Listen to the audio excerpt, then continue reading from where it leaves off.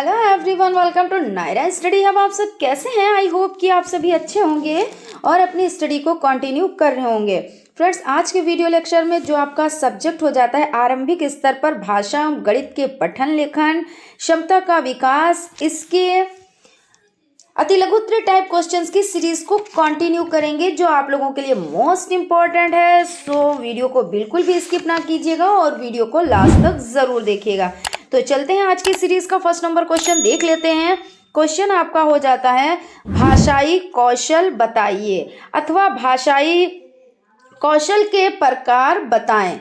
तो इसमें हो जाता है सुबोपाली यानी सुनना अर्थात सुनना, बोलना, पढ़ना, लिखना, यही तो होते हैं ना, तो सुबोपाली। क्वेश्चन आपका हो जाता है सुलेख का महत्व लिखिए। सुलेख, डॉक्टरी परिचय में सुलेख के संदर्भ में यही कहना सही लगता है कि सुलेख हमारे आंतरिक विचारों के प्रतिबिंब होते हैं। यदि हम अंदर से सशक्त होंगे तो हमारे विचारों में उसका सौंदर्य झलकेगा। वही सौंदर्य कलम के कागज पर सुलेख के रूप में उतरेगा जिससे हमारे व्यक्तित्व की पहचान होगी। क्वेश्चन हो जाता है शुद्ध उच्चारण अभ्यास की विधियां बताइए। तो शुद्ध उच्चारण अभ्यास की विधियां देख लेते हैं। विद्यालय में कोई भी विषय पढ़ाया जाए तो शुद्ध उच्चारण की ओर अवश्य ध्यान दिया जाए। सेकंड हो जाता है उच्चारण की प्रतियोगिताएं कराई जाएं यानी प्रतियोगिताएं कराई जाएं। भाषण एवं संवाद प्रतियोगिताएं आयोजित की जाएं। बालक जिस शब्द का उच्चारण ठीक से नहीं कर पाता उसके शुद्ध स्वरूप का बार बार अभ्यास कराना चाहिए। क्वेश्चन आपका हो जाता है अपने से छोटों के लिए स्नेहपूर्ण शब्द लिखिए। तो प्रिय हो जाता है हितैषी, अनुज, शुभ चिंतक। अपव्यय को साधारण स्पष्ट कीजिए। अपव्यय, अपव्यय वो शब्द है जिसमें लिंग, वचन, कारक के आधार पर मूल शब्द में कोई परिवर्तन नहीं होता अर्थात शब्द अपरिवर्तित रहता है। जैसे आज, कल, इधर, उधर, किंतु, परंतु, ये अपव्यय के उदाहरण हो जाते हैं। अनुनासिक ध्वनि युक्त 4 शब्द बताएं। अनुनासिक यानी चंद्र बिंदु, क्योंकि एक ना यानी चांद और दूसरा ना यानी अंकी बिंदी, तो इससे क्या है युक्त 4 शब्द। तो आपका गांव हो जाता है धुंधले, कुआं, चांद, भांति, कांच, ये सब हो जाते हैं। संयुक्त स्वर कौन कौन से हैं? विच्छेद सहित बताइए। जैसे ए, ओ, आए, आओ हैं। 2 स्वरों का संयुक्त रूप संयुक्त स्वर है। जैसे आ प्लस ई, तो ए हो जाता है आ प्लस ई क्या हो जाता है? तो ए हो जाता है। छोटा आ प्लस छोटा ऊ तो ओ हो जाता है। छोटा आ प्लस ए तो आए और बड़ा आ प्लस ओ तो आओ हो जाता है। राम ने रावण को मारा, वाक्य को क्रमवाच्य में परिवर्तित कीजिए। यानी राम के द्वारा रावण को मारा गया, तो इसमें क्या है कर्म कारक राम ने रावण को तीर मारा अर्थात तीर से मारा। तीर से अर्थात तीर रावण के शरीर से क्या हुआ? तो जुड़ रहा है, यही तो हो रहा है ना, तो जुड़ रहा है। इसलिए जुड़ने के अर्थ को ध्यान में रखते हुए ये कहा जा सकता है कि इस वाक्य में इस शब्द में क्या है करण कारक हो जाता है। क्वेश्चन है लिखना सिखाने की पद्धति को बताइए। सार्थक रेखाएं खींचने की विधि, खंडन लेखन विधि, रेखानुसरण विधि, अनुलेखन विधि, स्वतंत्र लेखन विधि, तुलना विधि, मॉन्टेसरी विधि, ये सब हो जाते हैं। क्वेश्चन आपका हो जाता है पठन की प्रक्रिया में आरोह अवरोह का महत्व लिखिए। तो आरोह अवरोह का देख लेते हैं कि आरोह अवरोह यहाँ पे आपका हो जाता है पठन की प्रक्रिया में आरोह अवरोह का महत्व बताएं। तो इसमें आपका है शब्द ध्वनियों व उनके सहायता का ज्ञान करवाना जिससे वाक्य में शब्दों का उच्चारण शुद्ध रूप से कर सकें। आरोह अवरोह का ऐसा अभ्यास करवाना जिससे वह यथा अवसर भाव के अनुकूल अवसर में पढ़ पाए। पठन को माध्यम से शब्दों पर उचित बल दिया जाना चाहिए। पढ़कर पठित वस्तु का भाव समझे तथा दूसरों को भी समझने में सक्षम हो। अग्नि के 4 पर्यायवाची शब्द लिखिए। तो आग, अनल, पावक, ज्वाला, ये हो जाते हैं। घटाने से क्या आशय है? जोड़ने की प्रक्रिया की विरुद्ध प्रक्रिया को घटाना कहा जाता है, यानी उसका उल्टा है ना, जोड़ना मतलब घटाना, उल्टा। जब किसी संख्या अथवा अंक से किसी दूसरी संख्या या अंक को कम किया जाता है तो उसे घटाना कहा जाता है।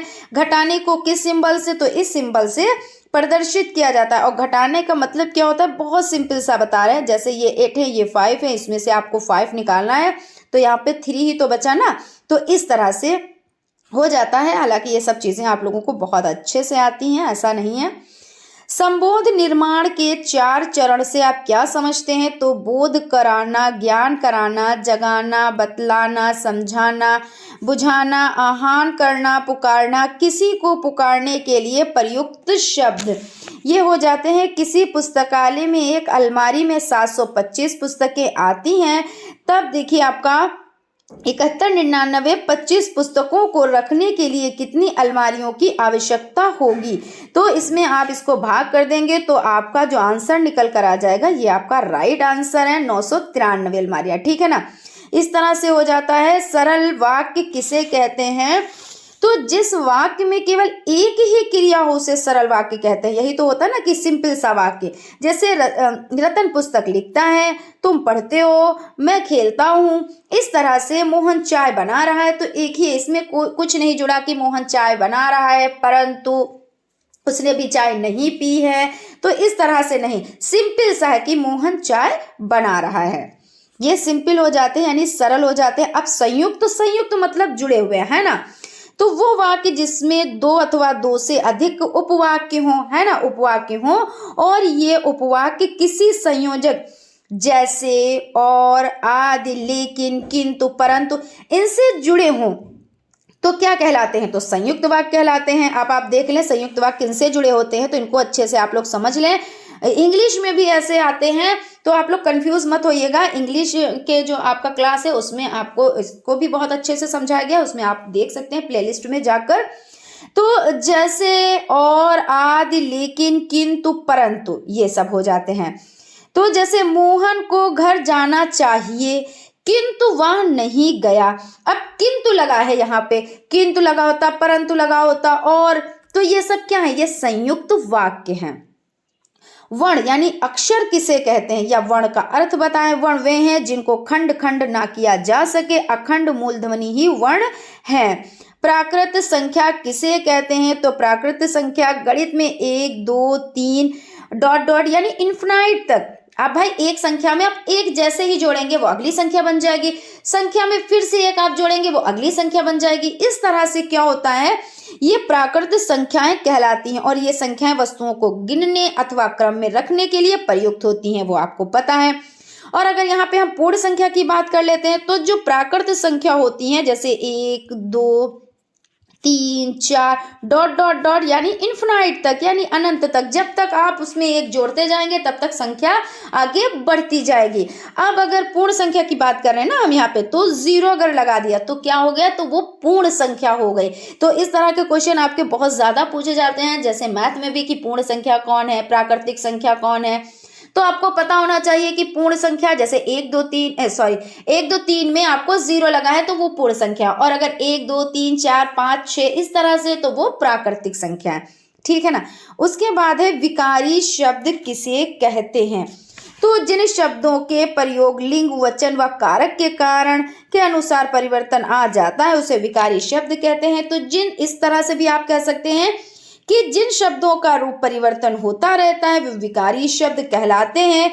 जैसे कुत्ता तो कुत्ते, कुत्तों, मैं तो मुझे, हमें, यानी संज्ञा, सर्वनाम, विशेषण, क्रिया क्या है, तो विकारी शब्द हो जाते हैं। कौन कौन से, तो संज्ञा, सर्वनाम, विशेषण, क्रिया, ये सभी हो जाते हैं। उसके बाद देखिए आपका क्वेश्चन है हिंदी भाषा सीखने में प्रमुख अंग कौन कौन से हैं, तो सुनना, बोलना, पढ़ना, लिखना यानी सुबोपाली, है ना, ये हो गया। ध्वनि, वर्ण, वाक्य, अर्थ, ये सभी हो गए, तो ये सारे अंग हो जाते हैं। कहानी शिक्षण से आप क्या समझते हैं? तो कहानी सुनाना एक शक्तिशाली शिक्षण विधि है, क्योंकि शिक्षण के रूप में हम विद्यार्थियों से बातचीत कर सकते हैं, जिससे उनकी सोचने, समझने, याद करने, प्रतिबिंब करने, कल्पना करने और प्रतिक्रिया देने का प्रोत्साहन मिलता है। अब यहाँ पे क्वेश्चन आपका हो जाता है, सौभाग्य का विलोम शब्द लिखिए। विलोम मतलब क्या होता है? उल्टा कर देना, जैसे काले का गोरा, अच्छे का खराब, ऊंचे का नीचा। तो इसी तरह सौभाग्य का विलोम हो जाता है दुर्भाग्य, है ना। इकाई किसे कहते हैं?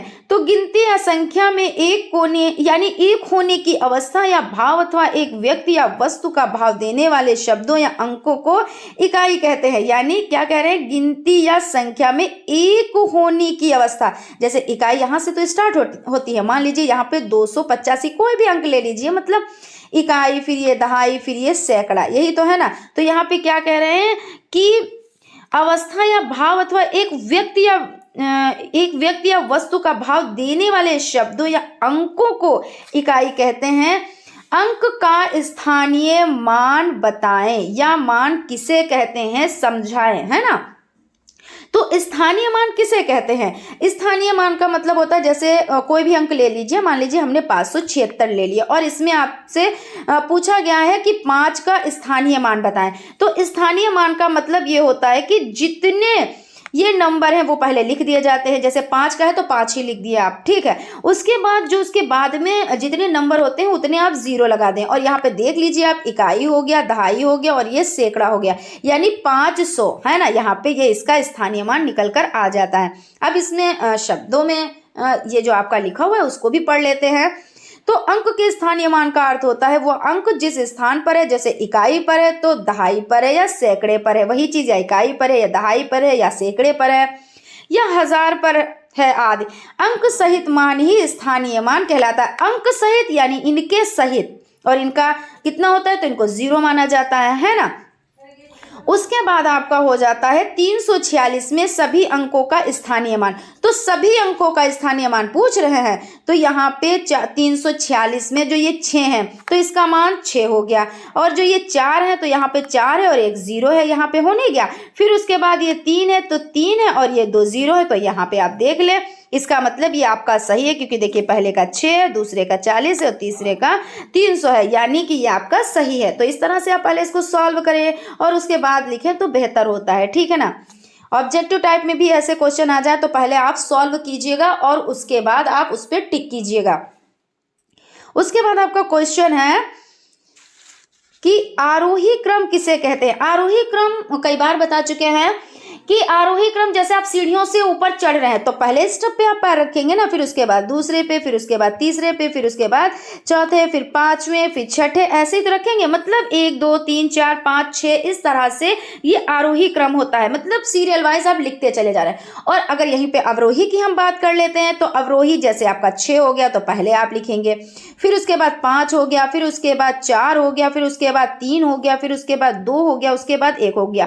कहने का मतलब ये है कि आरोही जो होता है वो छोटे से बड़े की तरफ और अवरोही जो होता है वो बड़े से छोटे की तरफ आता है। तो इस तरह से हो जाता है। यहाँ पे क्वेश्चन है आपका, संख्या पूर्व तैयारी से आप क्या समझते हैं। तो बच्चों को संख्या का ज्ञान कराने से पहले खेलों और क्रियाओं के माध्यम से बच्चों को संख्या के विषय में सिखाना। जैसे आप क्या करते हैं, विद्यालय में बच्चों से आपने मान लीजिए मार्बल्स मंगा लिए, या छोटे छोटे जो वो होते हैं ना, छोटे छोटे कंकड़ होते हैं, छोटे छोटे पत्थर होते हैं, तो उनको आपने बच्चों से मंगा लिया। अब आपने कहा कि इनको आधे आधे आप लोग बांट लो। मान लीजिए 6 हैं, उसमें से 3 बच्चों ने बांट लिया। अब उनको गिनती देखिए आने लगी। जैसे उन्होंने मार्बल्स बांटे या वो जो कंकड़ पत्थर है उनको बांटे, तो उनको पता हो गया 3 और 3 6 होते हैं और 2 लोगों में बांटने हैं, तो यानी 3 इनको मिले, 3 इनको मिले। तो इस तरह से उनको देखिए ज्ञान हो रहा है। पहली बात तो गिनती का ज्ञान हो रहा है, क्योंकि उन्होंने गिना कि ये 6 है, तो 1 2 3 4 5 6 उन्होंने गिन लिया। फिर उसके बाद उन्होंने डिवाइड करना भी सीख लिया कि अगर 3 बांटेंगे तो 2 लोगों में ये 3 आ जाएंगे, मतलब इन्होंने डिवाइड करना भी सीख लिया। तो इस तरह से जब आप बच्चों को पहले ये सब करना सिखाएंगे तो बच्चों की मैथ अच्छी होगी, उनको क्या होगा, गणित का ज्ञान होगा और संख्याओं का ज्ञान होगा, है ना। जब संख्याओं का ज्ञान होगा तो गणित का ज्ञान तो होगा ही। उसके बाद है हंस पद विराम चिन्ह से आप क्या समझते हैं। तो हंस पद किसको कहते हैं, जैसे मान लीजिए आप कोई चीज़ लिख रहे हैं, कोई एक पूरा सेंटेंस लिख रहे हैं और उसमें कुछ आप लिखना भूल गए। मान लीजिए आपने लिखा राम स्कूल जाता है, तो आपने क्या लिख दिया, राम जाता है, और आप स्कूल लिखना भूल गए, और जब भूल ही गए तो जगह भी आपने नहीं वहां पे छोड़ी, तो आपने क्या किया, ये चिन्ह लगा दिया और ऊपर आपने स्कूल लिख दिया। तो ये लिखने के लिए आपको इस चिन्ह का प्रयोग करना पड़ता है। तो यहाँ पे समझ लेते हैं, हंस पद विराम चिन्ह का प्रयोग तब करते हैं जब किसी वाक्य में कोई शब्द अथवा अक्षर लिखने से छूट जाता है। छूटे हुए वाक्य के नीचे हंस पद चिन्ह का प्रयोग करते हैं। आकाश के 3 पर्यायवाची शब्द लिखिए। तो आकाश, नभ, आसमान, व्योम, अंबर हो जाता है। लेखन किसे कहते हैं, तो लेखन का अर्थ जब मन के भाव विचारों को लिपिबद्ध करते हैं तो इस प्रकार की अभिव्यक्ति को लेखन कहते हैं। पठन में दक्षता अवरोध का कारण बताइए। तो पठन कौशल के 2 बाधक तत्व बताएं। यहाँ पे समझ लेते हैं। तो पढ़ने की कला का अभाव, जैसे अब जब पढ़ रहे हैं अब उसमें कला का अभाव है, आप अच्छे से नहीं पढ़ पाते, तो इसमें क्या है, ये बाधक तत्व ही तो है। पठन रुचि का अभाव, अब अगर आप पढ़ने में रुचि ही नहीं ले रहे हैं, आपका उसमें मन ही नहीं लग रहा है, तो आप पढ़ेंगे क्या, तो ये भी हो जाता है। चिंतन का अभाव, आप चिंतन नहीं कर पा रहे हैं, सोच नहीं पा रहे, समझ नहीं पा रहे कि ये चीज़ क्या है, कैसे पढ़ी जाती है, तो आप नहीं पढ़ पाएंगे। मन की एकाग्रता का अभाव, अगर आपने मन को इधर उधर किया, यानी मन को आपने एक पास नहीं किया, कि मन तो आपका लगा है इधर उधर की बातों में और आप रहे हैं पढ़, तो जब आप पढ़ रहे हैं तो आपका पढ़ने में तो मन लगेगा नहीं, तो चीजें क्या होंगी, गलत ही होंगी आपके मुंह से, मतलब आपको आता भी होगा लेकिन आपके मुंह से चीजें गलत ही निकलेंगी, क्योंकि आपका मन वहां पे है ही नहीं, ये चीज हो जाती है। दृष्टि दोष का होना, भाई ये चीज तो है, अगर दृष्टि दोष है तो चीजें जैसे ऐसा होता है कि लिखा कुछ और होता है, कभी कभी ऐसा होता है कि दिखता कुछ और है, कि भाई छोटा लिखा है तो आपने उसको बड़ा समझ लिया, छोटी लिखी है तो आपको नहीं दिखा तो बड़ी ही हो गया, या कुछ भी ऐसा, क्योंकि ये दृष्टि दोष तो अगर ये हो जाता है तो इसमें भी दिक्कत हो जाती है। तो ये सब क्या है, ये बाधक तत्व हैं।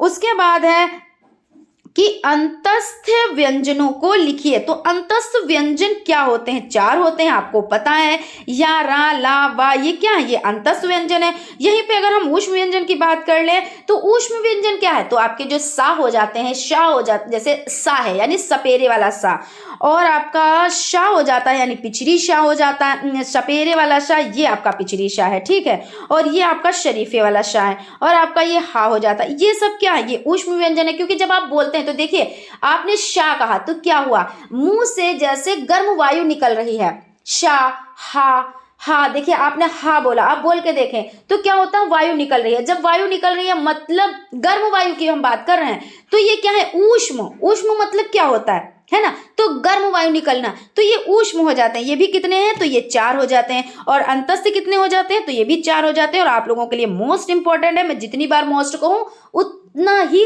कम है, ठीक है। अब यहाँ पे देखिए अभी डिस्कस कर चुके हैं, वही क्वेश्चन आपका आ गया, ऊष्म व्यंजन से क्या तात्पर्य है, या ऊष्म व्यंजन क्या है, लिखिए।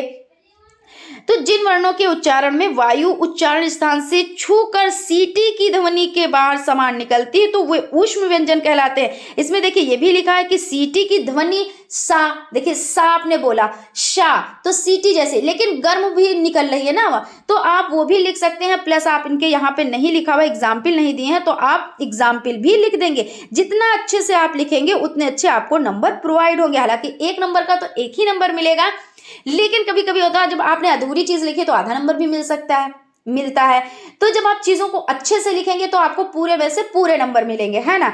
तो सा हो गया, शा हो गया, पिछड़ी शा हो गया, और ये हा हो जाता है आपका।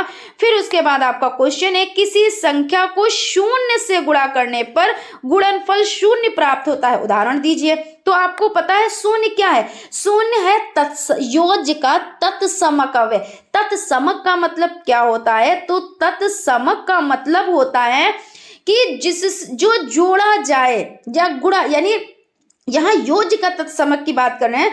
तो अगर आप गुणा, देखिए पहली बात तो 0 योग का तत्समक अव्यय होता है, अगर उसमें जोड़ेंगे आप 0 में 0 जोड़ेंगे तो क्या होगा, मतलब 5 में 0 जोड़ेंगे तो आपका क्या होगा, 5 ही रहेगा, है ना। तो 5 ही रहता है। और अगर आपने यहाँ पे क्या कह रहे हैं, क्वेश्चन है, यहाँ पे पहले क्वेश्चन समझ लेते हैं कि यदि किसी संख्या को 0 से गुणा करने पर, तो यहाँ पे गुणा करने की बात हो रही है।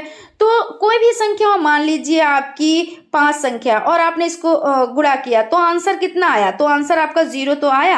आप कितनी भी बड़ी संख्या से 0 को, तो वो सबको 0 ही कर देता है, यानी 0 हो जाता है। और आपको पता है योज्य का ये तत्समक अव्यय भी है। उसके बाद आपका क्वेश्चन हो जाता है उच्चारण में लगने वाले समय के आधार पर स्वरों के भेद बताएं। तो स्वरों के भेद उच्चारण में लगने वाले हैं, ठीक है। तो घोष और अघोष, तो घोष में यारा ला और अघोष शा शा शा, ये हो जाते हैं यहाँ पे आपका उच्चारण में लगने वाले समय के आधार पर स्वरों के भेद।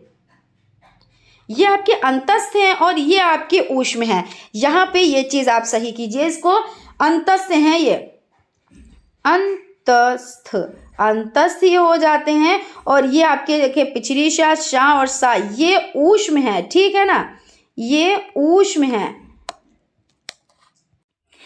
यहाँ पे आप इसको सही कीजिएगा, क्योंकि यहाँ पे पूछ रहे हैं उच्चारण में लगने वाले समय के आधार पर स्वरों के भेद। तो समय जहां पे लग रहा है वो चीज, तो जैसे हरस्व स्वर आपका हो जाता है, तो जो हरस्व स्वर होता है उसमें क्या होता है, हरस्व स्वर जो होता है तो उसमें सबसे कम समय लगता है, उसको उच्चारित करने में सबसे कम समय लगता है। जैसे छोटा आ हो गया है ना, छोटी ही हो गया, तो इसमें कम समय लगता है। उसके बाद दीर्घ स्वर, वह स्वर जिनको बोलने में हरस्व स्वरों से अधिक समय लगता है। जब क्या होता है, दीर्घ स्वर होते हैं, इनको बोलने में क्या होता है, तो समय ज्यादा लगता है। जैसे बड़ा आ हो जाता है, बड़ी ई हो जाता है, इसको बोलने में समय ज्यादा लगता है। उसके बाद आपका हो जाता है संयुक्त स्वर, वह स्वर है जो 2 स्वरों से मिलकर बने हो, उन्हें संयुक्त स्वर कहते हैं। जैसे ए हो जाता है, आए हो जाता है, ओ हो जाता है, आओ हो जाता है, और प्लुत स्वर होते हैं। तो इस तरह से आपका हो जाता है प्लुत स्वर। और जहां यहाँ पे आपका जो ये 11 लावा दिए हुए हैं, तो ये अंतस्थ हो जाता है। और ये शा शा शा और इसमें हा भी है, तो ये ऊष्म हो जाते हैं। तो इन सब चीजों को आप लोग ध्यान में रखिएगा। कभी कभी क्या होता है कि जैसे वहां पे आंसर तो नहीं, लेकिन जो ऑब्जेक्टिव टाइप होते हैं उसमें भी कभी कभी चीजें क्या होता है, मिस प्रिंट हो जाता है या क्या होता है, तो उससे चीजें गलत हो जाती है। लेकिन तो समझ के आप लोग वर्क कीजिएगा, ठीक है ना। उसके बाद क्वेश्चन है समानार्थी शब्द किसे कहते हैं। तो समानार्थी शब्दों की अगर बात कर ली जाए तो वो शब्द जो समान अर्थ प्रकट है, भाई नाम ही से पता चल रहा है कि समान अर्थ प्रकट करते हो, तो वो क्या होते हैं, वो समानार्थी शब्द कहलाते हैं। जैसे बगिया, जैसे उपवन को क्या कहेंगे, बगिया भी कह सकते हैं, वाटिका भी, बाग भी, बात तो एक ही है, मतलब समान ही तो है। अर्धविराम चिन्ह को परिभाषित कीजिए। अर्धविराम मतलब देखिए, जब विराम चिन्ह आप समझे तो इसमें अर्धविराम आप समझ लेंगे तो जो कंफ्यूजन भी होगी वो भी दूर हो जाएगी। देखिए सबसे पहले होता है पूर्ण विराम। पूर्ण विराम का मतलब ये होता है कि जब चीजें कंप्लीट कर लें, जैसे हम कुछ लिख रहे हैं, मान लीजिए हमने लिखा राधा जा रही है, राधा जा रही है, तो यहाँ पे हमने क्या किया, हमने पूर्ण विराम लगाया, यानी कि हमने वाक्य को कंप्लीट कर लिया। आप सांस लेंगे और उसके बाद आगे बढ़ेंगे। लेकिन क्या है, जब हम थोड़ा ठहरेंगे, यानी पूर्ण विराम से आधा ठहरेंगे, भाई नाम ही से पता चल रहा है कि अर्धविराम, तो जब हम पूर्ण विराम से आधा ठहरेंगे, यानी आधा ठहरेंगे, तो क्या होगा, तो वो अर्धविराम हो गया। जैसे यहाँ पे क्या लिखा है, सूर्यास्त हुआ, तो हम यहाँ पे थोड़ा ठहरेंगे, अभी खत्म नहीं हुआ, अभी हमने कुछ और भी लिखना है। तो सूर्यास्त हुआ, है ना, दिन निकल आया, तो हमने जब निकल आया उसके बाद हमने कंप्लीट किया तो हम पूर्ण विराम लगाए। लेकिन सूर्यास्त हुआ तो हमने अर्ध विराम लगाया। और अगर अल्प विराम की बात की जाए तो अल्प विराम क्या होता है, अर्ध विराम से भी कम समय उसमें लगता है। जैसे 2 चीजों के नाम लेने हैं, जैसे मान लीजिए 2 लोगों के नाम लेने हैं, राम श्याम, तो राम श्याम, तो इसमें देखिए ऐसा लगा ठहरे भी लेकिन नहीं भी ठहरे, ऐसा लगा हल्की सी सांस ली, तो राम और उसके बाद श्याम। अब जैसे हमने लिया गोभी आलू, तो हमने कहा गोभी आलू, तो उसमें हमने थोड़ी सी सांस ली, तो यहाँ पे हमने ये लगा दिया, यानी अल्प विराम हमने लगा दिया। और जब हमने सारी सब्जियों के नाम ले लिए या सारे लोगों के नाम, ये जितना हमको लिखना था हमने कर लिया, पूरा सेंटेंस कंप्लीट कर लिया, उसके बाद हमने पूर्ण विराम लगाया। तो यहाँ पे ये चीज़ आपकी समझ में आ गई होगी। और क्वेश्चन मार्क यानी प्रश्न चिन्ह की बात कर ले तो इस तरह से, अंश पद की बात कर ले तो इस तरह से हो जाता है, विस्मयादि बोधक चिन्ह की बात कर ले तो इस तरह से हो जाता है। विस्मयादि बोधक जैसे आपने हर्ष सुना, शोक सुना, उल्लास, जैसे कि किसी की बहुत अच्छी खबर सुननी, अरे उसको जॉब मिल गई, भाई बहुत मेहनत करता था, भाई उसको जॉब मिल गई, बहुत खुशी की बात है, तो आप ये चिन्ह लगाएंगे। जैसे शौक किसी की, अरे ऐसा नहीं होना चाहिए था, इसके साथ बहुत बुरा हुआ, तो जब बहुत बुरा हुआ तो यही चिन्ह आप लगाएंगे, ठीक है ना। तो इस तरह से आपका हो जाता है यहाँ पे। उसके बाद नेक्स्ट चलते हैं, रविंद्रनाथ ने शांति निकेतन की स्थापना की, इस वाक्य को क्रमवाच्य में परिवर्तित कीजिए। तो रविंद्रनाथ द्वारा शांति निकेतन की स्थापना हुई, तो यहाँ पे इस तरह से आप कर सकते हैं, ठीक है ना, क्योंकि भाई उनके द्वारा हुआ या उन्होंने किया, तो आपने क्या किया, क्रमवाच्य की रविंद्रनाथ द्वारा शांति निकेतन की स्थापना हुई।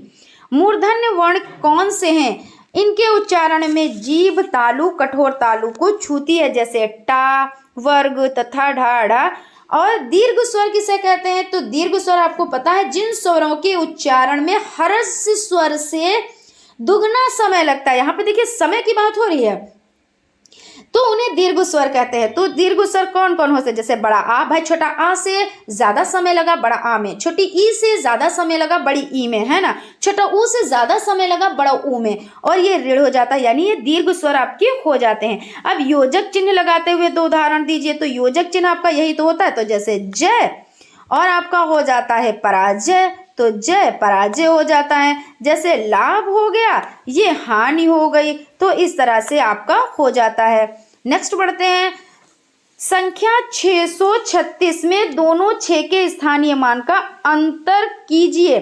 तो यहाँ पे अंतर का मतलब क्या होता है, जो संख्या दिए हुए हैं उस संख्या से दूसरी संख्या को घटा देना और अंतर वो आपका आ जाता है, यही तो है ना। तो भाई 600 में से हमने कितने निकाल दिए, 6 निकाल दिए। क्या कह रहे हैं, स्थानीय मान का अंतर, संख्या 636 में दोनों 6 के स्थानीय मान का अंतर। तो पहले हमें स्थानीय मान भी तो निकालना है ना, तो हम सबसे पहले क्या करेंगे, स्थानीय मान निकालेंगे, यानी कि 636 हो गया। अब ये 6 का स्थानीय मान कितना है, तो 6 ही है। 3 का स्थानीय मान कितना है, तो ये आपका ये हो गया, और आपका 6 का स्थानीय मान आपका कितना हो गया, तो 6 और 2 0 हो गए। अब इनका क्या करें, 6 के स्थानीय मान का अंतर बताना है, तो ये आपका हो गया, और उसके बाद भाई बड़ी संख्या में से छोटी संख्या घटाना है। तो यहाँ से इसके पास 0 है, तो इसने इससे लिया और इसने इससे लिया, तो मतलब ये 10 बन गए। 10 में से 6 गए तो बचे 4, यहाँ पे 9 ही बचे, है ना, और यहाँ पे 5 बचे, यानी 594 ये आपका हो जाता है। उसके बाद आपका क्वेश्चन हो जाता है, यहाँ पे देख लीजिएगा आप, ठीक है ना, यहाँ पे पूरे पूरे 6, क्योंकि अंतर इन्होंने कहाँ निकाला है। उसके बाद आपका हो जाता है 48 सेब 4 बच्चों में बांटे गए, प्रत्येक बच्चे को कितने सेब मिले। तो भाई देखिए 48 सेब हैं और आपको बांटने कितने लोगों में है, तो 48 सेब 4 बच्चों में बांटने हैं, ठीक है। तो 4 एकम 4 हो जाता है, और ये कट गया, और यहाँ पे ये 8 उतार लिए, 4 दूना 8 हो जाता है, तो आपका कितना हो गया, तो 12 सेब हो जाते हैं। यहाँ पे 12 आंसर आपका निकल के आ गया, ये आपका सही हो जाता है। क्वेश्चन है, निम्नलिखित को अवरोही क्रम में लिखिए। अवरोही, देखिए यहाँ पे क्या लिखा हुआ, जो ये क्रम दिए हुए हैं उसको अवरोही क्रम में इन्होंने किस तरह से सजाया है, 3 5 6 7 8 9, क्योंकि ये तो अवरोही नहीं हुआ। अवरोही तो आपका ऐसे होगा भाई, ये तो आपको आरोही क्रम हो गया। आरोही क्रम का मतलब ये होता है कि छोटी संख्या से बड़ी संख्या पे जाना या सीढ़ियों से ऊपर चढ़ना। और इन्होंने क्या पूछा है कि सीढ़ियों से नीचे उतरने की बात की है, यानी कि बड़ी संख्या से छोटी संख्या पे आना। और इन्होंने यहाँ पे क्या कर दिया है, छोटी संख्या से बड़ी संख्या। तो हमको लिखना कैसे था, 9 8 7 6 और आपका हो जाता है 5 और आपका हो जाता है 3। इस तरह से आपका ये अवरोही क्रम है और ये आपका आरोही क्रम है। तो इसको भी आप लोग देख लीजिएगा, समझ लीजिएगा, ठीक है। अगर मिसप्रिंट है तो इसको सही कर लीजिएगा। स्वर किसे कहते हैं, वे वर्ण जिनके उच्चारण के लिए किसी दूसरे वर्ण की सहायता की आवश्यकता नहीं होती, स्वर कहलाते हैं, है ना। तो ये स्वर हो जाते हैं। अब स्वर आपको पता है 11 स्वर होते हैं, कौन कौन से होते हैं, तो छोटा आ, बड़ा आ, छोटी ई, है ना। ये सब क्या है, छोटा आ हो जाता है, बड़ा हमने यहाँ पे लिख दिया, हमने चलिए छोटा यहाँ पे लिख दें। फिर उसके बाद छोटी ई हो जाता है, छोटी ई यहाँ पे हो गया, बड़ी ई यहाँ पे हो गया, है ना। यहाँ पे देखिए थोड़ा सा छोटा आ, बड़ा आ, छोटी ई, बड़ी ई, छोटा ऊ, बड़ा ऊ, ये सब क्या है? तो ये स्वर हो जाते हैं। आप लोग एग्जाम्पल के साथ ही लिखिएगा, व्यंजन वर्णों को लिखिए। तो व्यंजन कौन कौन से होते हैं तो देख लेते हैं। देखिए स्वर आपने हटा दिए, 11 स्वर आपने हटा दिए। अब व्यंजन वर्ण में सबसे पहले का से तो स्टार्ट होता है ना, तो का वर्ग में क्या आता है? का खा गा घाड़ा आता है। चा वर्ग में चा छा जा झा यहाँ आता है। टा वर्ग में टा ठा डा ढाड़ा आता है। ता वर्ग में ता था दा धरना आता है। पा वर्ग में पाफा बाभा मा आता है। और अंतस यारा लावा आते हैं। उष्म शा शा शा और हा आता है। दिग्ग व्यंजन ढा और आता है। तो इस तरह से आपके हो जाते हैं। देखिए का वर्ण यानी कंठ हो जाता है, ये तो आपको सब पता ही है। खैर इस पे तो आप थोड़ा सा हम लोग डिटेल में डिस्कस कर लेते हैं। देखिए यहाँ पे क्या हो जाता है, जो आपका का वर्ग है तो का वर्ग हो जाता है कंठ। किसमें हो जाता है? तो कंठ। देखिए जब आप का बोलेंगे तो कैसा निकलेगा? गले से निकलता है ना, कंठ। कंठ, ये कंठ यहाँ से, ठीक है। तालु, चा वर्ग क्या हो जाता है? तो तालु। जब आप बोलते हैं चा छा जा तो आप तालु से बोलते हैं, तो ये आपका हो जाता है तालु, ठीक है। और उसके बाद आपका टा ठा डा टा ठा डा आप बोले तो आपकी जीभ है यहाँ पे टकराती हुई है, तो ये हो जाता है मूर्धा। ये क्या हो जाता है? तो मूर्धा हो जाता है। फिर उसके बाद ता था दा धा, यानी देखिए आपकी जो जीभ है वो क्या है? वो दांतों से टकरा रही, यानी कि दंत हो जाता है। उसके बाद पा फा बा, अब देखिए एक होठ दूसरी होठ से टकरा रही है, यानी ये ओष्ठ हो गया। पा फा बा भा, तो ये ओष्ठ हो गया। और उसके बाद आपका हो जाता है अंतस्थ। तो अंतस्थ या रा ला वा हो जाता है। और ऊष्म हो जाते हैं शा शा शा। और जब ऊष्म आप देखिए बोलेंगे तो शा शा तो गर्म वायु निकलती है ना, और ऐसा लगता है जब बोले हमने शा बोला तो जैसे सीटी है ना, सीटी निकली, सीटी जैसी आवाज, तो ये आपके क्या हो जाते हैं? ये शा शा शा और हा हो जाता है। तो इस तरह से चीजों को आप लोग समझिएगा। और नासिका भी होती है, तो नासिका में क्या होता है? जो शब्द नाक से निकलते हैं, जैसे अणा, या, ड़ा, मा, ना, ये सब क्या है? तो ये नासिका हो जाते हैं, ठीक है। तो इस तरह से यहाँ पे आपका हो जाता है। आई होप आप लोगों को सेशन अच्छा लग रहा होगा। अगर सेशन अच्छा लग रहा है तो प्लीज एक लाइक जरूर करें। और अगर अभी तक आप लोगों ने चैनल को सब्सक्राइब नहीं किया है तो प्लीज सब्सक्राइब कर लें और बेल आइकन को भी जरूर प्रेस कर लें। चलते हैं क्वेश्चन की तरफ। निषेधात्मक या निषेध सूचक वाक्य किसे कहते हैं? तो जिन वाक्यों में क्रिया के निषेध का ज्ञान होता है। निषेधात्मक यानी नेगेटिव, है ना, तो निषेध की सूचना होती है, उसे निषेधात्मक या निषेध सूचक कहते हैं। निषेधात्मक यानी नेगेटिव, यानी जहां पे नहीं कि मोहन नहीं खेल रहा है, राधा नहीं पढ़ रही है, इस तरह से नेगेटिव। यानी ज्ञानार्जन और ज्ञान वृद्धि के प्रमुख स्रोत कौन कौन से हैं? तो प्रत्यक्ष निरीक्षण तथा स्वानुभव, विचार विनिमय एवं दूसरों से शिक्षा ग्रहण करना, स्वाध्याय तथा पठनाभ्याम, यानी पठनाभ्यास हो जाता है। यहाँ पे है पठन शिक्षण की ध्वनियां साम्य विधि लिखी है। तो पठन शिक्षण की ध्वनि साम्य विधि वह होती है जिसमें ध्वनि में साम्यता रहती है, जैसे का खा गा घा अड़ा। अब पर्यायवाची शब्द किसे कहते हैं? तो पर्यायवाची शब्द उन शब्दों को कहते हैं जो समान अर्थ प्रकट करते हैं। तो पर्यायवाची को ही समानार्थी शब्द कहते हैं। तो इसमें आप लोग कंफ्यूज नहीं होइएगा, क्योंकि नाम कुछ भी दे सकते हैं, पर्यायवाची दे या समानार्थी दे, आपको एक ही जैसा लिखना है, एक दूसरे के स्थान पर प्रयोग में लाए जाते हैं, ठीक है ना। तो इनको क्या कहते हैं? इनको पर्यायवाची या समानार्थी कहते हैं। उसके बाद क्वेश्चन की तरफ चलते हैं। क्वेश्चन आपका हो जाता है 15 अमरूद हैं, ठीक है, और प्रत्येक बच्चे को 3-3 अमरूद दिए गए, तो कितने बच्चों को अमरूद मिले? तो यहाँ पे आप देखिए 15 अमरूद हैं, ठीक है ना। कितने हैं? तो 15। और कितने बच्चों को दिए गए हैं? तो प्रत्येक बच्चे को 3-3 अमरूद दिए गए हैं। तो भाई हम 3 से डिवाइड कर देंगे, तो 3 बच्चे 15 हो जाएगा। तो ये तो बहुत ही इजी है, लेकिन हमको तो सभी चीजें बतानी है ना। तो यहाँ पे 5 आंसर निकल के आ गया, यानी 5 बच्चों को अमरूद प्राप्त हुए। ये आपका राइट आंसर हो जाता है। क्वेश्चन है विराम चिन्हों संबंधी समस्या के प्रमुख कारण क्या है? तो विराम चिन्ह, देखिए सबसे पहले उसके बारे में ज्ञान न होना। भाई जब ज्ञान नहीं है तो आप विराम चिन्ह कैसे लगाएं? आपको पता ही नहीं कि पूर्ण विराम क्या होता है, अर्ध विराम क्या होता है, अल्प विराम क्या होता है, क्वेश्चन मार्क क्या होता है, हंस पद क्या होता है, विस्मयादि बोधक चिन्ह क्या होता है। जब आप इनके बारे में जानेंगे ही नहीं तो ये तो जब जानकारी नहीं है तो वो समस्या है ना। लापरवाही, भाई आपने पढ़ भी लिया और उसमें आपने ध्यान ही नहीं दिया, यानी वो लापरवाही तो कहलाती है कि चीज़ों का ज्ञान ना होना। भाई आपके सिलेबस में है, आप स्टार्टिंग से पढ़ते चले आ रहे हैं, आपको नहीं वो चीज़ आ रही है, क्यों नहीं आ रही है? क्योंकि आपने लापरवाही की है ना। अशिक्षा, क्योंकि जब आपने शिक्षा ही नहीं ली है, आपकी अशिक्षा है, तो वो हो जाती है अज्ञानता, क्योंकि जानकारी ही नहीं है, वही चीज़ अज्ञानता में हो जाती है। उच्चारण दोष, क्योंकि जब उच्चारण दोष होते हैं तब भी ये चीज़ हो जाती है। उसके बाद आपका क्वेश्चन हो जाता है, यहाँ पे आपका हो जाता है 32,541। यहाँ पे ऐसे भी पढ़ सकते हैं 32,541 एवं 6,170 की तुलना कीजिए।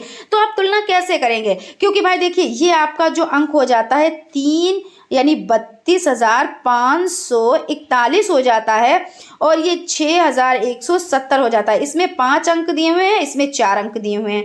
ठीक है, अब कौन बड़ा है कौन छोटा? भाई ये देखिए, इकाई, दहाई, सैकड़ा, हजार, 10,000, ये 32,000 है और ये 6,000 है। तो जाहिर सी बात है कि 32,000 जो आपके हो जाएंगे वो ज़्यादा हो जाएंगे। अभी हम देखिए, हम सैकड़े पे हैं, और अभी हम देखिए इकाई, दहाई, सैकड़ा, हमको यहीं से चीज़ें मिल गई, तो हम ज़्यादा डिटेल में क्यों जाएं, लेकिन समझ लेते हैं। तो ये 6,170, अब तुलना करनी है, तो जिधर का मुंह खुला होता है, greater than, non greater than, तो जिधर का ये मुंह खुला होता है इसका मतलब होता है वो बड़ी संख्या हो जाती है। या आप ऐसे भी लिख सकते हैं 6,1,7। अब देखिए, बात तो वही घूम फिर के आ गई ना, 32,541, तो इधर कर दीजिए। बहरहाल मुंह जिधर का खुला होगा वो संख्या बड़ी है, और जिधर का मुंह बंद होगा वो संख्या छोटी है। आप इस तरह से तुलना कर सकते हो। और आपको पता है, देखिए 1 2 3 4 5 इसमें हो जाते हैं और इसमें 4 हो जाते हैं, तो इस तरह से 4 वाली संख्या छोटी है और 5 वाली संख्या बड़ी हो जाती है। अब क्वेश्चन आपका हो जाता है, देवनागरी व अंतर्राष्ट्रीय अंक को लिखिए। तो देवनागरी एक भारतीय लिपि है जिसमें अनेक भारतीय तथा विदेशी भाषाएं लिखी जाती है, या बाएं से दाएं लिखी जाती है। इसमें प्रत्येक शब्द के ऊपर एक रेखा खींची होती है। सबसे अधिक वैज्ञानिक, इसमें कुल 52 अक्षर है, जिसमें 14 स्वर तथा 38 व्यंजन। अंतर्राष्ट्रीय अंक दशमलव पद्धति पर आधारित है, भारतीय संख्या पद्धति से भिन्न। इसमें 9,999 से अधिक बड़ी संख्याओं में बाएं के अंकों को 2 के समूह में अलग करके लिखा जाता है। यहाँ पे ये हो जाता है, देवनागरी व अंतर्राष्ट्रीय अंक को लिखिए। उसके बाद है, अवधारण या संबोध निर्माण हेतु क्या आवश्यक है? तो अवधारणा या संबोध निर्माण हेतु संख्या को समझना आवश्यक है। भाई किसी चीज को आपको उसका ज्ञान प्राप्त करना है तो उसको आप समझेंगे ही तो यहाँ पे ये हो जाता है, पठन कौशल से क्या अभिप्राय है? तो पठन कौशल का तात्पर्य पढ़ने की उस क्रिया से है जिसमें प्रतीक, ध्वनि और अर्थ समन्वयात्मक रूप से साथ साथ चलते हैं। भाषाई कौशल में पठन कौशल का विकास भाषा के पूर्व बोध के लिए आवश्यक माना जाता है। अनुनासिक वर्ण किसे कहते हैं? तो जो वर्ण नाक से बोले जाते हैं उन्हें अनुनासिक वर्ण कहते हैं, जैसे ऊ, आ आदि हो जाते हैं, यानी नाक से जो वर्ण बोले जाते हैं। और अनुनासिक यानी चंद्र बिंदु, है ना, चंद्र बिंदु, और अनुस्वार यानी एक बिंदु। ये चीज़ हम ज़रूर बताते हैं आपको। तो अब आप लोगों को बहुत अच्छे से समझ में आ गया होगा। आशा है कि आप लोग इसमें कोई भी गलती नहीं करेंगे। घ का उच्चारण स्थान का, खा, गा, घा यानी कंठ, है ना, तो कंठ हो जाता है। उत्पत्ति की दृष्टि से शब्द के प्रकार, तो उत्पत्ति की दृष्टि से शब्द 3 प्रकार के होते हैं, रूढ़, यौगिक और योग रूढ़। यहाँ पे ये चीज़ हो जाती है उत्पत्ति के आधार पर, याद रखिएगा, क्योंकि इसमें बड़ी कंफ्यूजन होती है कि कौन से उत्पत्ति के आधार पर है, समय के आधार पर, घोष कौन है, अघोष कौन है, ये सब चीज़ें तो क्लियर करते हुए चलते हैं। और भी जितना हम ये होगा कि आप लोगों का जो भी डाउट रहता है वो क्लियर करें, तो हम कोशिश यही करते हैं कि आप लोगों के डाउट जो है वो क्लियर हो जाए, ठीक है ना। तो उत्पत्ति के आधार पर तो रूढ़, यौगिक और योग रूढ़ हो जाते हैं। उसके बाद आपका हो जाता है यौगिक शब्द से क्या अभिप्राय है? यौगिक शब्द उन शब्दों को कहते हैं जिसके खंडों का अर्थ होता है। उदाहरण, देव का अर्थ हुआ देवता और मंदिर का अर्थ हुआ गृह, ये यौगिक शब्द हो जाते हैं। विस्मयादि बोधक वाक्य किसे कहते हैं? जिन वाक्यों में आश्चर्य का बोध होता है उन्हें विस्मयादि बोधक वाक्य कहते हैं, जैसे अरे क्या हो गया। तो ऐसा यहाँ पे देखिए इतना लिखा हुआ है, और भी आप लिख सकते हैं कि जिन वाक्यों में आश्चर्य है, शोक है, हर्ष है, उल्लास है, वो विस्मयादि बोधक होते हैं, और इसको इस चिन्ह द्वारा दिखाते हैं। और इसमें जैसे अरे ये क्या हुआ, तो आपने शोक प्रकट किया, अरे वाह आपने तो कमाल कर दिया, तो ये क्या है, ये विस्मयादि बोधक हो जाते हैं। अब यहाँ पे क्वेश्चन है, राम ने 16 पेन खरीदे। यहाँ पे देखिए ध्यान दीजिएगा, राम ने कितने पेन खरीदे? तो 16 पेन खरीदे। श्याम ने कितने पेन खरीदे? तो श्याम ने 12 पेन खरीदे। और मोहन ने राम से 10 पेन अधिक खरीदे। यानी मोहन नाम का एक लड़का है, उसने क्या किया कि मोहन ने राम से 10 पेन ज़्यादा, तो जब राम ने 16 पेन खरीदे तो आपका देखिए यहाँ पे हो जाता है कि जब मोहन ने राम से 10 पेन ज़्यादा खरीदे और राम ने 16 पेन खरीदे थे, तो मोहन ने, जाहिर सी बात है कि 10 प्लस आप कर दीजिए तो आपका कितना हो जाता है? 26, है ना। तो आपका 26 आंसर निकल कर आ जाता है। देखिए यहाँ पर भी इसी तरह है कि राम ने खरीदे 16 पेन, श्याम ने खरीदे 12 पेन, मोहन ने खरीदे 16 और उससे 10 पेन ज़्यादा खरीदे तो आपके 26 पेन हो जाते हैं। संख्या 4547 में 5 का स्थानीय मान एवं अंकित मान बताएं। तो स्थानीय मान किसे कहते हैं? स्थानीय मान देखिए इसमें 5 का स्थानीय मान पूछ रहे हैं, तो 4547। तो यहाँ पे 47 है ना, 40 7 47, सॉरी यहाँ पे 47 है, ठीक है। तो 47 है। अब इसमें पूछ रहे हैं 5 का स्थानीय मान, तो ये आपका यहाँ पे 5 का स्थानीय मान हो जाता है। और आपको पता है स्थानीय मान का मतलब होता है कि वही संख्या लिख के उसके बाद में जितनी संख्याएं हैं उतने 0 लिख देते हैं, तो ये हो जाती है। और अंकित मान वो होता है जो वही संख्या होती है, तो अंकित मान 5, ठीक है। तो यहाँ पे देखिए यही चीज़ है, स्थानीय मान 500 और अंकित मान 5 हो जाता है। गणेश शब्द के 3 पर्यायवाची लिखिए, तो लंबोदर, गजानन, एकदंत, ये हो जाते हैं। कनिष्क, वरदान, उत्कर्ष के विलोम लिखिए, तो कनिष्क मतलब ज्येष्ठ, वरदान अभिशाप, क्या है? विलोम लिखने हैं, है ना, उल्टा। उत्कर्ष अपकर्ष। वर्ण किसे कहते हैं? इसके प्रकार बताएं। तो वर्ण से आशय, वर्ण भाषा की सबसे छोटी इकाई है, वर्ण ध्वनियां हैं तथा भाषा का उच्चारण इन्हीं ध्वनियों से होता है, तथा भाषा की उस सबसे छोटी इकाई को वर्ण कहते हैं जो निश्चित ध्वनि के रूप को धारण करती हैं। वर्ण के प्रकार, वर्ण प्रमुख प्रकार से होते हैं, छोटा बड़ा, छोटी बड़ी, छोटो बड़ो, ऋण, ए आए ओ आओ, और ये का वर्ण, चा वर्ण, टा वर्ण, पा वर्ण, अंतस्थ, ऊष्म, दिगुण व्यंजन हो जाते हैं। तो जिसमें का में आपको पता है का, खा, गा, घा, अड़ा आता है, और आपका चा वर्ग में चा, छा, जा, झा यहाँ आता है, तो ये तालु हो जाते हैं। टा में आपका मूर्धा से तो टाठा, डाढ़ा, और रा भी आता है, शाह और ऋण भी आता है, और ताथा, दाधा ये दंत में आते हैं, है ना। अंतस्थ में आपका या, रा, ला और वा आता है। ऊष्म में आपका सा, शा और शा और हा आता है। और द्विगुण व्यंजन में जो ये ढा और ढा, ये ढा और ढा ये आते हैं, ठीक है ना। तो इस तरह से हो जाता है। सम संख्या से आप क्या समझते हैं? तो सम संख्या, जो संख्या 2 से कट जाती है उसे सम संख्या कहते हैं। जैसे आपका हो जाता है 2, 4, 6 और 8, ये आपकी क्या है? ये सम संख्याएं हैं। उसके बाद आपका हो जाता है संकर शब्दों को उदाहरण सहित समझाएं। संकर शब्द, जो शब्द 2 भाषाओं के शब्दों से मिलाकर बना लिए जाते हैं उन्हें संकर शब्द कहते हैं। जैसे नेक चलन, वर्षगांठ, रेलगाड़ी, तो रेलगाड़ी ये हो जाती हैं।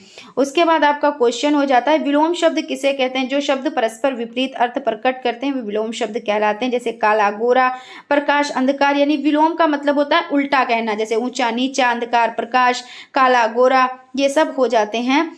शून्य को किसी संख्या से भाग देने पर भागफल क्या आता है? तो आपको पता है कि शून्य से आप किसी का भाग करेंगे, गुणा करेंगे तो शून्य ही आता है, ठीक है ना। और शून्य से भाजक अपरिभाषित है, ये चीज़ है यहाँ पे कि जब किसी संख्या को शून्य से भाग करते हैं तो शून्य से भाजन करते समय सामान्य गणित में यह भाजन अर्थहीन है, अतः शून्य से भाजक अपरिभाषित है, यहाँ पे अपरिभाषित हो जाता है। वास्तविक मान किसे कहते हैं? किसी अंक का वह मान जो कभी परिवर्तित नहीं होता उसे वास्तविक मान कहते हैं। जैसे 235 में 2 का वास्तविक मान 2 है जबकि स्थानीय मान 200 है। तो वास्तविक मान किसे कहते हैं? जो कभी भी परिवर्तित नहीं होता है। संख्या 41,325 एवं 7,061 की तुलना कीजिए, तो तुलना कर लेते हैं। अभी देखिए इसी तरह से दूसरी संख्या की तुलना की थी ना, तो इसमें देखिए 5 संख्या है तो 5 ले लिए, 4 संख्या है तो 4 संख्या। अब 5 संख्या बड़ी है या 4 वाली संख्या बड़ी है, तो आपका ये बड़ा हो जाता है, यानी ये बड़ी संख्या हो जाती है, इसलिए इधर की तरफ मुंह करेंगे और इसका मुंह खोल देंगे और उसके बाद ये हो जाता है। या आप ऐसे भी लिख सकते हैं, पहले आप इसको लिखेंगे इसके बाद, फिर उसके बाद जब बड़ी संख्या लिखेंगे तो आप इस तरह से कर देंगे, यानी बात वही है आपकी, है ना। जिधर की बड़ी संख्या होगी उधर की तरफ मुंह खुला होगा। 12 पेंसिलें हैं, प्रत्येक बच्चे को 2-2 पेंसिलें दी गई हैं। कितने बच्चों को पेंसिलें मिली, तो कितनी पेंसिलें हैं, तो 12 पेंसिल है। डिवाइड करना है मतलब बच्चों को बांटना है, तो मतलब 2-2 पेंसिल दी गई हैं, तो 2 छंग 12 है ना, 2 छंग 12 हो जाता है, तो 6। सस्वर पठन से आप क्या समझते हैं, तो सस्वर पठन स्वर सहित वाचन को सस्वर वाचन कहते हैं, अर्थात लिखी हुई विषय वस्तु को देखकर सस्वर पढ़ना सस्वर पठन है। सस्वर वाचन के 2 भेद होते हैं, आदर्श वाचन और आपका हो जाता है आदर्श वाचन, अनुकरण वाचन। शिक्षण द्वारा किया जाने वाला वाचन को आदर्श वाचन कहते हैं तथा जो छात्र अध्यापक के अनुसार वाचन करते हैं उसे अनुकरण वाचन कहते हैं। भाषा शिक्षण में उचित आरोह अवरोह की कठिनाइयां उत्पन्न होने वाले 2 प्रमुख कारक बताइए। तो भाषा शिक्षण में उचित आरोह अवरोह की कठिनाई उत्पन्न होने वाले 2 प्रमुख कारण इस प्रकार हैं। शीघ्रता से पठन, भाव को समझकर ना पढ़ना। पढ़ते समय ध्यान देने योग्य 2 बातें बताइए। पठन शैली के लिए निम्नलिखित बातों पर ध्यान देना आवश्यक है। पठन करते समय शब्दों का उचित उच्चारण करना चाहिए तथा स्वर, गति, लय और प्रवाह का पूरा ध्यान रखना चाहिए। पढ़ते समय प्रभावोत्पादक शब्दों पर विशेष बल देकर बोलना चाहिए तथा श्रोता उसके पठन की ओर आकर्षित हो सकें। प्रत्येक शब्द पर जोर देना आवश्यक है। ऐसा करने पर पठन पूरी तरह से सफल हो जाएगा और जहां रुकने की ज़रूरत हो वहां अवश्य रुकना चाहिए और शब्दों को अलग अलग करके सही बल और विराम के साथ पढ़ना चाहिए। असुंदर खराब लेखन के 2 कारण बताएं। तो असुंदर लेखन के कारण इस प्रकार हैं, कलम पकड़ने का ढंग ठीक ना होना, लिखने की कॉपी तथा आंखों की दूरी उचित ना होना, विराम चिन्हों का उचित प्रयोग ना किया गया हो, लिखते समय बालक के बैठने का उचित ढंग ना हो। पठन कितने प्रकार का होता है, तो पठन 2 प्रकार के होते हैं, सस्वर पठन, मौन पठन, मुद्रा भाव पठन, शून्य पठन, अभिनय पठन, चित्र पठन, ये सब हो जाते हैं। शब्द किसे कहते हैं, निश्चित अर्थ को प्रकट करने वाले वर्णों के समूह को शब्द कहते हैं, जैसे कान, कलम, मैं, आप, विद्यालय, पुस्तक, राम इत्यादि हो जाते हैं। अंतस्थ वर्ण कौन कौन से हैं, तो अंतस्थ वर्ण यहाँ पे समझ लीजिए, क्योंकि यहाँ पे टा वर्ग और पा वर्ग ये अंतस्थ में दिए हुए हैं, जबकि आपको पता है या, रा, ला और वा ये 4 ही तो अंतस्थ होते हैं ना। तो इस तरह से आप इसको सही कर लीजिएगा। गणित वर्ग मार्ग जिसके द्वारा बच्चों के मन का मस्तिष्क में तर्क करने की आदत स्थापित होती, क्या कहलाता है, किसके द्वारा कहा गया है, यहाँ पे क्या कहलाता नहीं होगा, किसका कथन है ये, यानी गणित वग मार्ग है जिसके द्वारा बच्चों के मन या मस्तिष्क में तर्क करने की आदत स्थापित होती है। यह कथन किसका है, तो लॉक का हो जाता है। इस तरह से यहाँ पे आपका सेशन कंप्लीट हो जाता है। फ्रेंड्स, ये सेशन आपका जो ये आपकी सीरीज है ना राजन सीरीज, तो इसमें अभी लगभग 2 आप लोगों के क्लास और होंगे तभी आपका कंप्लीट हो पाएगा, क्योंकि कमेंट आ रहे हैं कि एक ही या 1 से 2 वीडियोस में इसको कंप्लीट करा दें, लेकिन हम तो करा दें लेकिन काफ़ी लेंदी हो जाएगा, फिर चीज़ें आपको बोरिंग लगने लगेंगी ना। तो इसलिए हमने यही सोचा कि आप लोगों का जो ये है तो इसमें हम 2 पार्ट में इसको कवर कराएं, ठीक है ना। तो 2 पार्ट में ये कवर हो जाएगा, कंप्लीट हो जाएगा। उसके बाद आप लोगों के जो पेपर हैं उनको सॉल्व कराया जाएगा। आई होप आप लोगों को सेशन अच्छा लगा होगा। अगर सेशन अच्छा लगा है तो प्लीज़ एक लाइक ज़रूर करें, और अगर अभी तक आप लोगों ने चैनल को सब्सक्राइब नहीं किया है तो प्लीज़ सब्सक्राइब कर लें और बेल आइकन को भी ज़रूर प्रेस कर लें। तो मिलते हैं नेक्स्ट क्लास में, तब तक आप लोग अपना ख्याल रखें और स्टडी को कंटिन्यू करें। और फ्रेंड्स, एक चीज़ कहना चाहेंगे, जो इसमें जो भी जहाँ पे भी मिसप्रिंट है तो आप लोग उसको सही करते हुए चलिए, ठीक है ना। अगर आपके पास ये सीरीज़ है तो उसमें आप लोग सही कर लें, अगर नहीं है तो आप लोग नोट्स में उसको मेंटेन करें, ठीक है ना। Thank you.